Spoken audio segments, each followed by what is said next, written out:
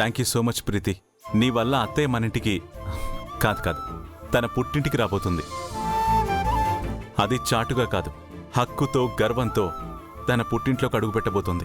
నాకు థ్యాంక్స్ ఎందుకన్నయ్య? నీ వల్లే విడిపోయిన కుటుంబాలు మళ్ళీ కలుస్తున్నాయి. అదే చాలా ఆనందం. అయితే అన్న చెల్లెలిద్దరూ కలిసి ప్లాన్ చేశారన్నమాట. నాతో కూడా చెప్పలేదు. ముందుగానే చెప్పేస్తే థ్రిల్ ఏముంటుంది కదన్నయ్య? నువ్వు ఏదంటే అది కరెక్ట్ అమ్మా.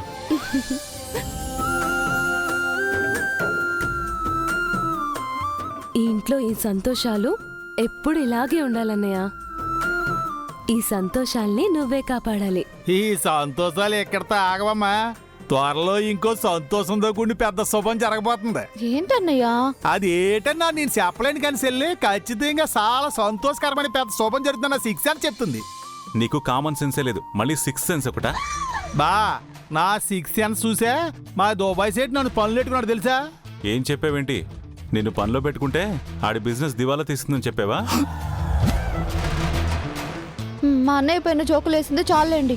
అసలు విషయం గురించి ఆలోచించండి. శకుంతల అమ్మగారిని సుధా అమ్మగారి ఇంటికి వెళ్ళేలా చేశారు. సరే, ఒకవేళ అక్కడ హిట్లర్ ఏమైనా గొడవ చేస్తే? అవునన్నయ్య, అది కూడా నిజమే. అసలే మావయ్యకి నానంటే చాలా కోపం. అక్కడ వాళ్ళకి ఏదైనా అవమానం జరిగితే? ఎందుకైనా మంచిది నువ్వు కూడా వెళ్ళన్నయ్యా.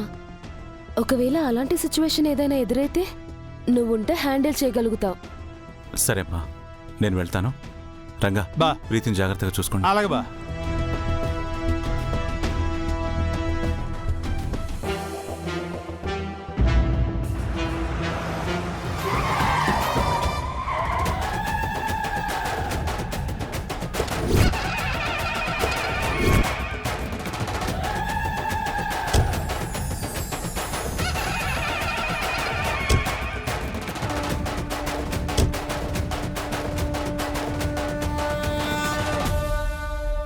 అమ్మగారు అయ్యగారు వచ్చారేటి?